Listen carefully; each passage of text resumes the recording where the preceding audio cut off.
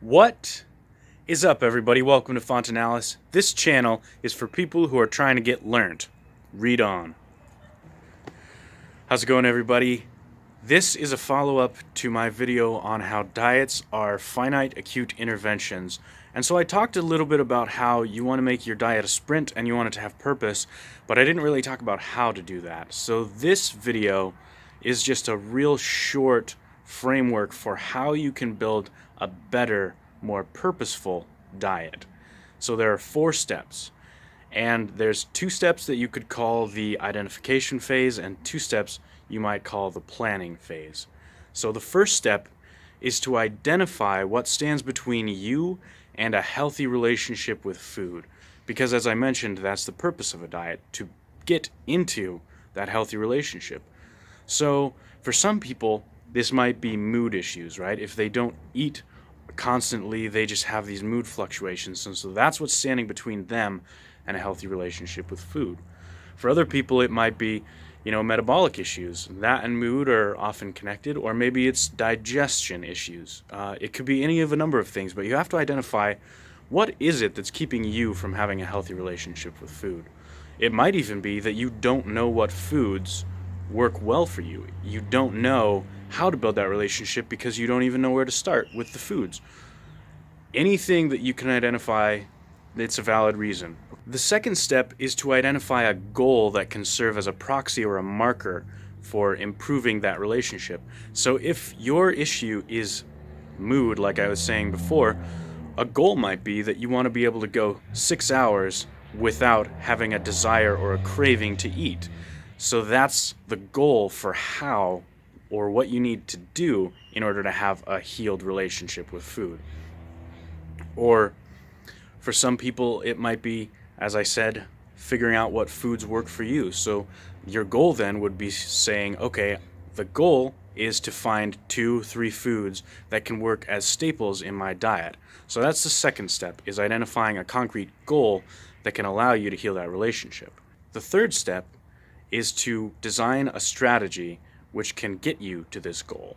So if, as I was talking about, you're trying to heal your relationship with food through mood, if you're trying to get to that goal of being able to go 5-6 hours without craving and having a monumental desire to eat, then part of your strategy might say, okay, I can do 2 hours now. What if I just up that to 3 hours?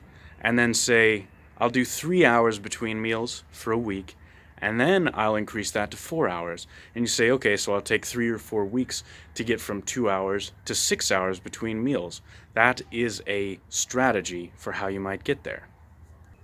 Maybe you're trying to heal your metabolism, so you say, I know that fasting heals metabolisms, so I'm going to fast 1 day a week for the next 4 weeks and heal my metabolism that way. And then you could even go further and say, for the other 6 days of the week, or maybe 5 out of the 6, give yourself a cheat day, you would do intermittent fasting, so you wouldn't eat until 1 p.m. or 12 p.m., something like that. So that's your strategy of how you're going to get to that goal. The fourth and final step is to follow what I call the strategic principles. I've made a couple videos on strategy in the past, but all you need to know in terms of this video is that the 3 strategic principles are granularity, flow, and alignment. And I'm only going to talk about granularity and flow in this video. Essentially, granularity, well, I'll start with flow. Flow is the idea that your strategy has to flow seamlessly between what you're doing to achieve your goals and how you get to the goals themselves. So essentially this means that if you're adding a step to your plan, you have to know how it relates to the end goal. So I'm not really going to give an example for how flow works, just understand that you need to have a pretty good idea of how what you're doing leads into achieving that goal. And then the second element of this is granularity. Basically, every level of the plan needs to make sense on its own. So a good example of granularity would be in the fasting and intermittent fasting example. I didn't talk about what I was going to eat during the eating periods of that diet. So if I want to be granular with it, I need to understand exactly what my fasting periods are going to look like and exactly what I'm going to be eating when I'm not fasting. So if I'm including certain foods in my diet as part of that strategy, I need to justify why they belong in this strategy. And of course, it could be that you allow yourself to, say, have 30% of your calories, 30% of your food as cheat food. That's perfectly reasonable, but you have to identify why that element is there. So if you're eating nothing but olive oil on your diet, you got to explain to yourself why olive oil is important to that strategy, right? If you're eating nothing but meat, you gotta justify to yourself why eating nothing but meat is an important part of your strategy. And of course, there are valid reasons for any number of different approaches, but you can't just throw things around willy-nilly. You need to justify your actions. That's granularity. So that's all I wanted to talk about in this video.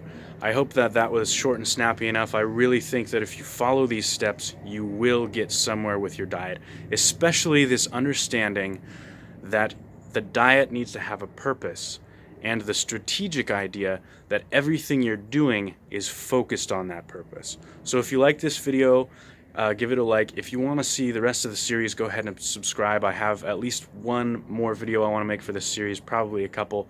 And I will see you next time.